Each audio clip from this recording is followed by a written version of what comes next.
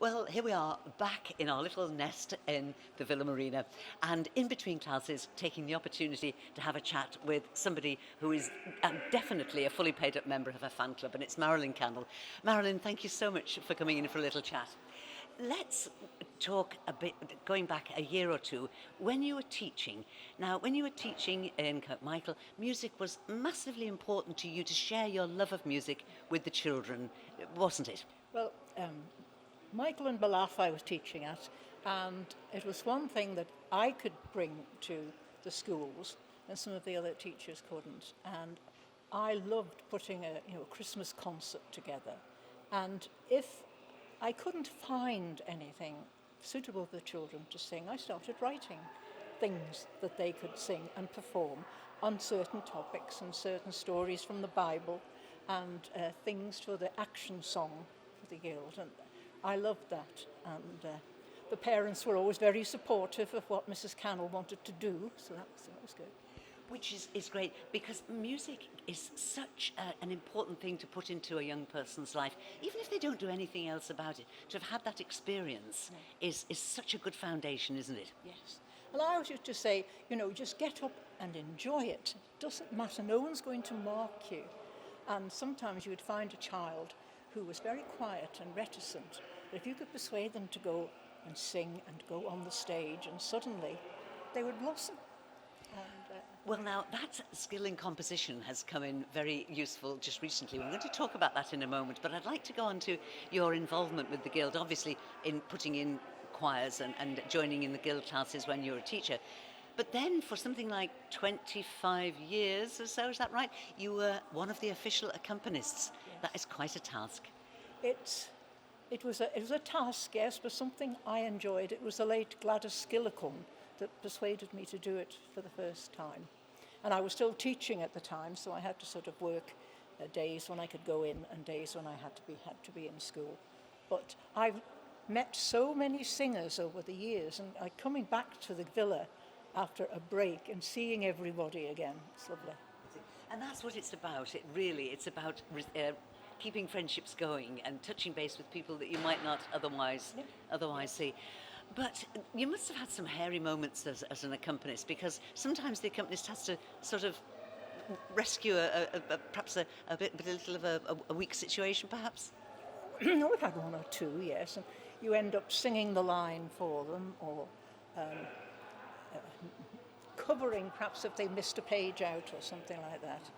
But if you had something like, I used to enjoy doing the musicals and that sort of thing, and you could interplay with the singer on the stage. And Paul Costain was one. We did, it was Fagin from Oliver, and he'd hidden his box of jewels and things. And he said, I'm going to sit you on the box, Marilyn. Do you remember this, Judith? And so he came on the stage, and he was looking for his box. And I was sitting on it, and I draped my dress over it. And he found it. But as I sort of stood up to him to get the box, he fell over, and everyone thought that was part of the act, but it was not. And things like that I remember, and I always used to encourage them to dress up and act the part, and if they wanted to involve me. And in the comic song one year, a friend of mine wanted to do My Old Man's a Dustman. If you know that old song, there's some jokes going, so we did the jokes between us, and I like that sort of thing. It is excellent, and it does bring the whole performance alive. And I remember from the very early days of me being involved in the Guild that you always wore a very splendid hat for the Victorian and Edwardian ballad. And the moment you came on the stage and sat down at the piano, it set the whole tone for the whole class. The first year that I started as official accompanist was the first year they had that class with the Sir Lawrence New and Lady New trophy. So they said, would I do that class? And it was a Victorian ballad. And my mother had outfits. But the hat that I used to wear was one made by my Auntie Ina Gelling, who was a milliner. And when they used to go out as a concert party, she would wear that. So I wore that hat. It was a very uncomfortable hat, because it had a very tight elastic under the chins that wouldn't fall off.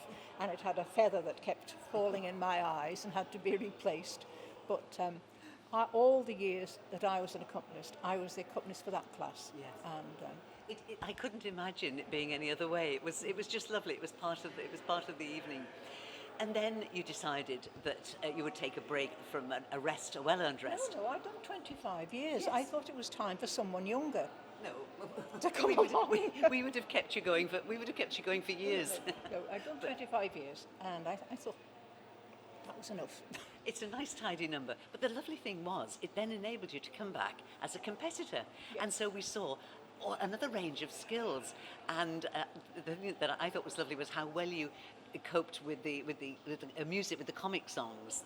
How well you coped with them. I did the comic songs for a couple of years. I thought I can't go in and sing British composers and opera, but I could perform as comic songs. I did that for a couple of years, yes. And then I went back also to the public speaking that I'd used to do before I became an official accompanist, and I did that for a couple of years too. And now that I would imagine is very rewarding because you have a lovely voice and you know how to use it. So it's a complementary skill. But now we're seeing yet another side, and this is as a composer. And you have written some lovely songs, most notably the one that you submitted in the composers at composition class in this year's Guild, which you wrote with Graham Crowe in mind. Yes, when they first said, it was 7 years ago, they were having a musical composition class. And the first year, I was the only one who went in it. And Mandy sang the song, and it was lovely. But it's nice that over the years, other people have done it as well. And I've always written a song with a particular singer in mind, and I always ask them, if I write something, would you sing it? And so I thought it was time to get the cousins in, so I asked Graham, would he sing it? And I wrote, because, he's a farmer, he lives up in the hills of Baldwin and things, and I thought I tailored it round the hills and the sky and Snaefell and all that. It is a very, very beautiful song. But the thing about that is that I could see it fitting beautifully into the canon of Manx songs, because whilst you wrote it with Graham in mind, and it is perfect for a countryman, it is also a great celebration of all that is good and beautiful about the island, isn't it? Well, Paul Costain was sitting behind me and he said he liked the song. Well, I said, I can always give you a copy if ever you want to sing it. It's there to be sung. You don't write something just for a one-off. You want people to sing the songs that you write. And they're singable songs. They're not too highly complicated. No. And I always write the accompaniment, because the accompaniment goes with it. It's the piano that I would like to play with it. Yeah, and that was very nice in the class itself, that you played the piano, Paul sang, and so we got the whole picture. But yes, of course, they are things. They're not museum pieces. No. They are to add to our catalogue of Manx songs. Over the years, they have been told perhaps they're too simple for the competition, but if it's simple and people like them, and they can sing them, not something too complicated. And musically full of contrapuntal somethings he was talking about yesterday about one of the others. I hadn't a clue what he was talking about. It was the notes in the tune. Not the contrapuntal interludes. Marilyn, how much music is there in your family now, because you have children and grandchildren? Can you see it going down through the generations? Oh, yes. I mean, my family were always musical. I first sang in the Guild when I was 7. I can remember the song I sang. And we still get together and sing. One of my daughters plays the cello in the symphony orchestra. My grandson played in the piano class this year for the first time, which was good. He was thinking hard of doing it, but they are musical. Yeah, they are musical. That is. And another of my daughters is getting married this summer, and when the other two got married, I wrote a piece of music for that, so I'm going to have to get to work now and do my next one. That is very, very lovely. That's and that must be something I can do for their wedding. But that must be so, so special. So we wish you luck with that. And inevitably, I've got to ask you, what was the song you sang when you were 7? Little Lucy Lavender, aged just 3, danced over the water, she danced over the sea. She sang in her bathtub, she sang in her bed. I can't keep quiet, little Lucy said. That's the first verse. And there's another verse that I can't remember. I would give you 90 marks and a certificate of distinction. Marilyn, thank you so much for talking to me. And please go on making music and being a great friend as you are, and a great encourager to so many Thank you very much indeed, Marilyn Cannell.